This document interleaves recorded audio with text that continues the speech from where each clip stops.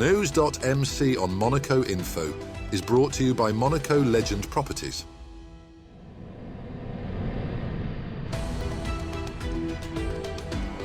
Bringing you news on Monaco's economy, culture, sports and more. Welcome to NEWS.MC, your English rendezvous on Monaco Info. Coming up on NEWS.MC, discover past week's top stories and meet the people who make Monaco. My name is Didier de Cotigny. I'm Délégué Artistic of the Orchestra Philharmonique de Monte-Carlo, and you are watching NEWS.MC on Monaco Info. What's been making headline in the past week? The Princess Grace Academy concluded its academic year with a spectacular gala performance at the Salle Garnier of the Opéra de Monte-Carlo on June the 20th. Hosted by Lucas Massala and attended by members of the princely family, including the Princess of Hanover and Melanie Antoinette de Massy, the event showcased the talent of students aged 13 to 18. 5 graduating dancers who began their training during the pandemic took center stage alongside younger pupils. The evening featured works by French composers, including a striking Bolero by Ravel, choreographed by Michel Rahn. The performances offered the public a rare glimpse into the demanding and diverse training that defines one of Monaco's most prestigious artistic institutions. Monaco welcomed the summer solstice with the joyful sounds of the annual Fête de la Musique, transforming the Principality into a stage for celebration on June the 21st and 22nd. At the lively Place du Marché, families gathered to enjoy nostalgic live sets that brought together old-school rock and upbeat rhythms in a relaxed, communal setting. Later in the evening, the action shifted to Port Hercule, where DJ Mosiman turned the waterfront into a vibrant open-air club, complete with dancing lights and a crowd of residents and visitors. The free event captured the essence of Monaco's summer spirit, open, festive and full of rhythm, marking the start of a season where culture and community take center stage. Monaco marked its participation in the World Business Angels Investment Forum Investor Week from June the 23rd with a dynamic program at Monaco Tech welcoming entrepreneurs, investors and innovators. Organised with the Monaco Economic Board and the Young Economic Chamber, the event promoted the Principality as a serious destination for business and innovation. Pierre-André Chiappori, Finance Minister, stated that he hoped that young entrepreneurs will include Monaco as a startup hub on their potential countries list. With over 40 countries involved globally, Monaco positioned itself as an attractive base for startups, thanks to its supportive ecosystem and access to decision makers. Local founders shared success stories, offering advice and encouragement.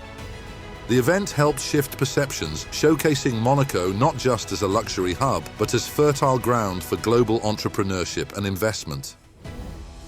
Monaco's Public Safety Service formally welcomed its newest police recruits in a ceremony held at the Auditorium Rainier III on June the 23rd. The 2025 class, named the Napoleon de Lalande promotion, includes 27 agents and 7 lieutenants who completed an intensive year of training at Monaco's Police Academy. Instruction combined legal theory, operational drills, defense techniques, and internships across different police divisions. Graduates were awarded their epaulettes and ID cards in the presence of Interior Minister Patrice Celario and senior officials. Assignments include postings in the judicial, urban and night patrol units. Many expressed pride and a deep sense of duty. One recruit, a former scout, called it the fulfillment of a lifelong calling. All officers begin active duty on the 9th of July, united in their mission to protect Monaco and serve with honour. The 16th Monaco Private Label Summit took place on June the 23rd and placed art at its core, with this year's theme exploring the economic and cultural value of collecting. Held in the Principality and led by Monaco Private Label Director Chloe Buscagli, the summit brought together 100 influential members from over 30 countries for a series of conferences on investment in art. Speakers highlighted Monaco's growing cultural ecosystem, from the Grimaldi Forum to auction houses, as fertile ground for nurturing new collectors. Renowned art advisor Simon Depury urged participants to develop personal taste and knowledge before investing. As interest in cultural assets rises globally, Monaco positions itself as a compelling hub for collectors, investors, and future-facing cultural dialogue. The traditional Batafuegu bonfire illuminated Palace Square on June 23rd as Monaco celebrated the feast of St. John the Baptist. Following a religious service at the Palatine Chapel dedicated to St. John, the fire marked both a spiritual and seasonal rite, ushering in the summer solstice. An ancient Monegasque tradition, the Batafuegu reflects St. John's historic role as one of the original patron saints of the Grimaldi family, predating Saint Devote. Locals gathered in a festive atmosphere to honor the occasion with joy and community spirit. The Betclic Elite final delivered pure drama as Monaco's Roca team refused to roll over, battling past Paris Basketball 80-74 in Game 4 to level the series at 2-2. Eli Okobo racked up 19 points, Matthew Strazel hit clutch threes, and Monaco's defense did the rest, setting up a winner-takes-all showdown in the French capital. And what a showdown it was. On Tuesday night, Paris Basketball made history, clinching their first-ever French championship with a nail-biting 99-93 victory over Monaco. TJ Shorts once again lived up to his name, delivering a towering performance with 27 points, snatching finals MVP honors before his move to Panathinaikos. Monaco had the edge heading into the fourth, but Shorts flipped the script, steering Paris to a famous title-winning triumph. Next up, our exclusive interview with the personalities making the Principality.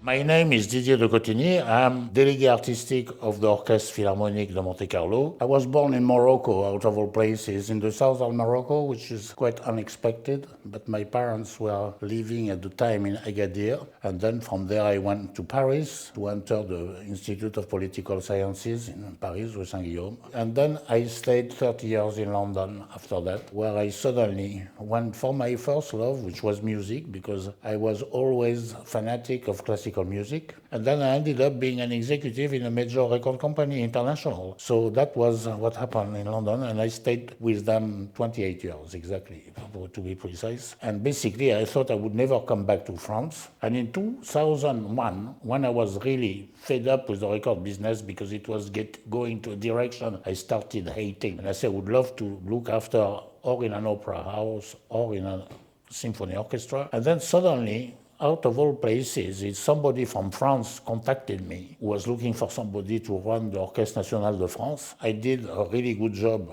I think, at the Orchestre National, and in the meantime, the offer to come to Monaco come up from Kazuki Yamada, and then Kazuki convinced me. I said, Monaco? I said, are you joking? And then I said, why not? And then in fact I realized that Monaco is a good orchestra, is alone, and I said, oh God, that sounds quite an easy, nice position to be in. So in the end, we built up an artistic policy for the orchestra, which sort of gave, a certain direction to the orchestra, and also improved the results of the orchestra, and also improved the motivation of the orchestra as well. And frankly, I think the orchestra I met when I arrived and the orchestra today, I'm really proud of the results.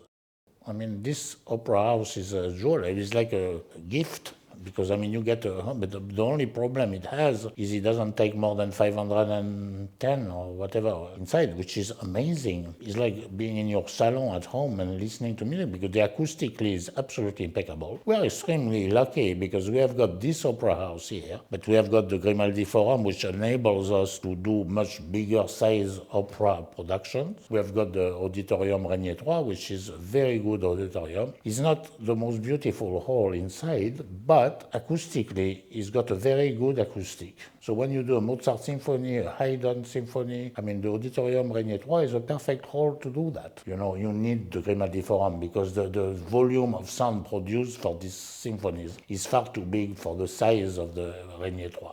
When I was back at the National, is the time that Notre Dame burnt. And basically, I got involved with Orchestre National de France. We got involved to do a fundraising concert at my local cafe. there is a Sri Lankan barman, who serves me every morning when I'm in Paris. And he said to me, "Oh, did you have something to do with the concert last night? Because we had it on the television and everybody watched it." He said, "Can you tell me what you played at the end?" And it was the final chorus of the Saint Matthew Passion. The guy had never heard classical music. He said, "Can you tell me what it was? Because I would love to listen to it again." And I called the people at the TV, say, "You see that? The guy, Sri Lankan, never heard any classical music or things like that. He heard it because they had it in the cafe yesterday because they thought it was nice to put that because it was for Notre Dame, and all the people who were in the cafe watched it." It's the two choruses of the Saint Matthew Passion got the biggest audience, and they were undisturbed. Monaco is spending a lot of money on culture, which is amazing. And I think it's probably one of the greatest exports of Monaco in the end, which gives also a testament or testimony of what excellence is. But I mean, you have the ballet, which is spectacularly good. You have the opera, who gives very high-level performances and very high-level results. And basically is what we are working towards. In my job, what I like is the vicinity with the artist, because, I work for two major orchestras in Paris, international, orchestras, like Orchestre de Paris, Orchestre National. But doing musicians I invite, I couldn't spend as much time as I spend with them here. And also get them attracted by the place and making them feel comfortable, like at home, like it's a family, you know what I mean, and things like that. There is a real human aspect to the way you deal with the artists, which make them want to come back. 2 days ago, we had a very important pianist, Grigory Sokolov, who is really one of the top 5 pianists today. He said he's always stunned by the quality of listening. He said, "I know here," he said to me, "that people are really profoundly listening. And then you feel like you have to give more, and give your really best. You see it's getting somewhere." And he described that very well to me. I was really impressed with what he said. That's all for today. Thank you for watching NEWS.MC, your English rendezvous on Monaco Info. Discover the full interview and more stories on our websites, NEWS.MC and MonacoInfo.com. Next week we will receive David Yakubashvili, collector and philanthropist.